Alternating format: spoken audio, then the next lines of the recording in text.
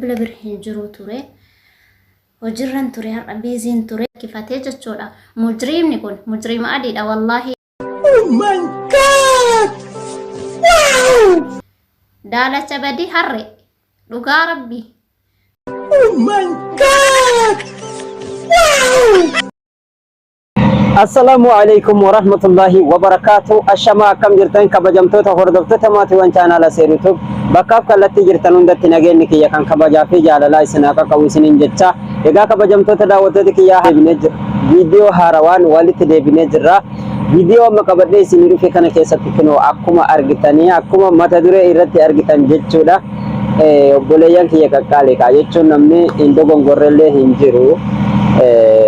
Obboleettiin tiyyatoni akkatti kunoo haala isin argitan kana na arrabsitee waan barbaadde hunda naan jette jechuudha. Dhugaadhaan isin na arrabsu itti naaru wanti isin naan jetteeyyu waan kana na irraanfachiisuu danda'udha. Kun waan isin naan jette nama irra laalu jechuudha. Isin garuu na arrabsitee jirti. Garuu waan tokko qofa gaafachuudhaaf kana sirratti ol ba'ee jechuudha. Osoo miidiyaarra ol baasuu baatte keessaan na gaafatte ani baay'ee takkatti gammadaa jechuudha. Maaliif jennaan namni ani kun isitti himeetuma erga piraankii wal gochuurre duraan jirti. Piraankiin waan nama aarsee kana maraan nama ga'ullee miti. Obboleettii tiyyatan akka isteesiin na arrabsite hin argitanii. An na arrabsu isitti illee hin aaru. Piraankii nama gochuun waan baramaadha. Waan amma namni takka jedhee baruu miti jechaadha. Waanuma baramaadha. Waanuma duraanis namni hedduun irratti hojjetaa jiru jechaadha. Nama beekanis kan hin beekne illee nama fedhan irratti kan hojjetanidha. Piraankii jechuun matammaan isiitu piraankiin waan dhugaa hin ta'in dhugaa fakkeessanii waan namatti hojjetanii jechuudha. Waan ati ofirraa hin yaadne tokko, waan ati quba hin qabne tokko, waan namni si hin jedhee si aarsee jechuudha. Piraankii jechuun matammaan isiitu yuga nama tokko waan inni hin beekne jetteeni aarsuudha. Aarsitee ammoo ittiin ta'e erga dhiifama gaafatteetii gaa arraba wanni fidu hin jiru jechuudha. An akkuma nama tokkootitti akkuma immoo obboleettii tiyyaatitti isillee kabajaa isillee nin jaaladha. Akka rabbitti obboleettii rabbiiti nan kabaja akka obbolummaatti jechuudha. Nan jaaladha akka obbolummaattis. Kanaafuu yuga isin tuni ol baateetu maani waan barbaadde guutuu naan jette jechuudha. Ani dhugaa rabbitti osoo viidiyoo sana gaduu hin lakkisiisin naan jette gadi lakkisu jechaadha. Gad lakkisaaree jennaan waan antu keessaa murii gad lakkisii naan jette sagalee isii dhageettanii jirtan viidiyoo irratti jechuudha. Qayyee jedheetuma nanilleen irraa muree wanto hedduu irraa mureetiin sanbooda irraa immoo gad lakkisee jechuudha. Kanaaf immoo erga viidiyoo argiteellee ammoo osoo keessaan dhufte waan akkana kana faan jaalanne kaasii kanaan jettu taate irraa kaasanii viidiyoo waan na fayyadu hin jiru sun jechuudha.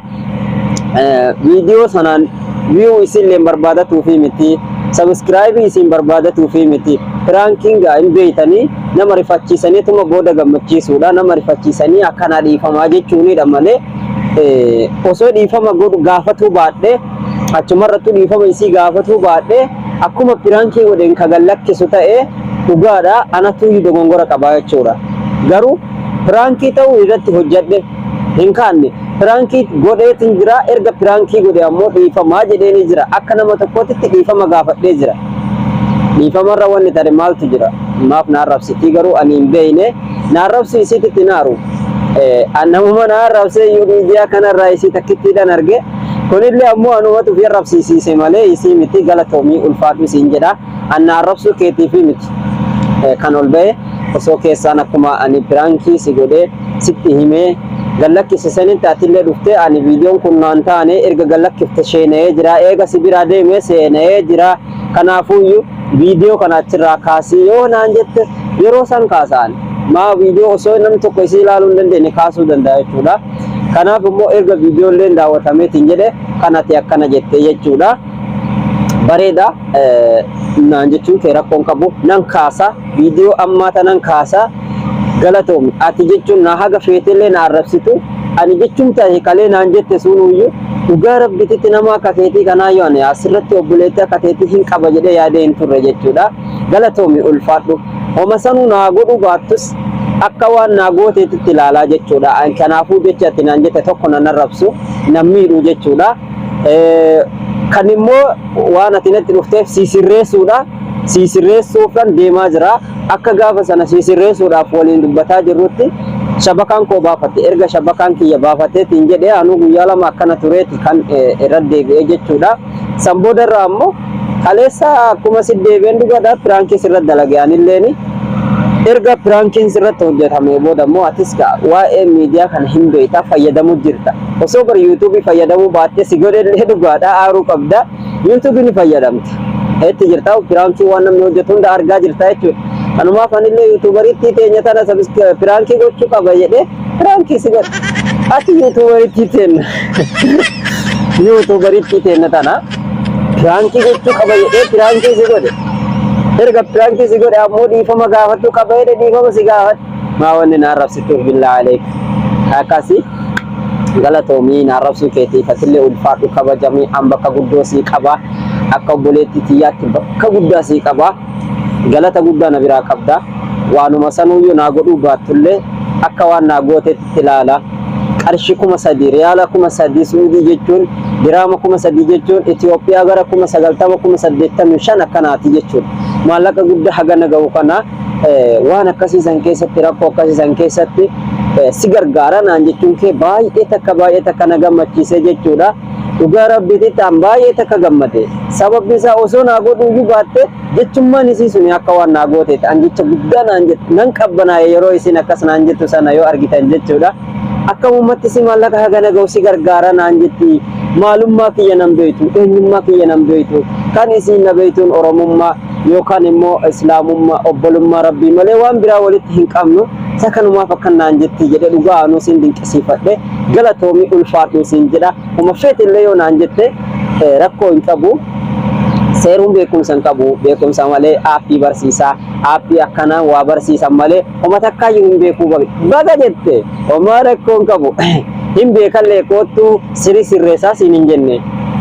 Nam beekaa sirreessaa siin hin jenne simatu yommoo naa sirreessi jedhee na dhufe abshir jedhee waan beeku sirreessuudhaaf dhufe anillee kan beeku immoo sirreessuuf anumaa itti jiru waatillee kinoo duuba piraankii si godhe erga piraankii taate ammoo kana jettee jechuudha. Galatoomii ani beekumsa hin qabu dhugaadha. Kan beekumsa qabu beekaan hundarra caalu rabbii tokkicha galatoomii ulfaadhu siin jedha asilleen daalacha minaamin jette dhugaadha. Ani daalacha miti siin jedhu. Sababni isaanii mazira arabaa dalagadha. Hirru arabaa keessa dalagaa ummala namaati.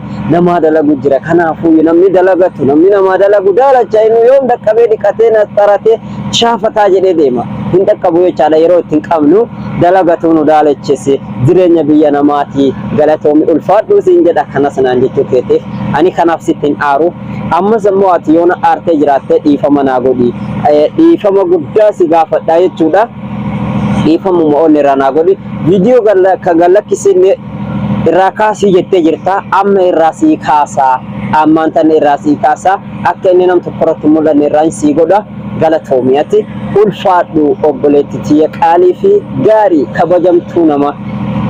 Akkasii egaa obboleeyyan kiyya kabajamoo fi jaalatamoo chaanaala kanatti yoo dursa dhufaa jiraattan sabskraayibii gochuudhaan akkasuma hiriyoota keessaniif sheerii godhaa. Viidiyoo kanas laayikii gochuu hin dagatinaa isiniin jedha. Haga viidiyoo biraatti walitti deebinutti nagaan naa tura. Bye bye.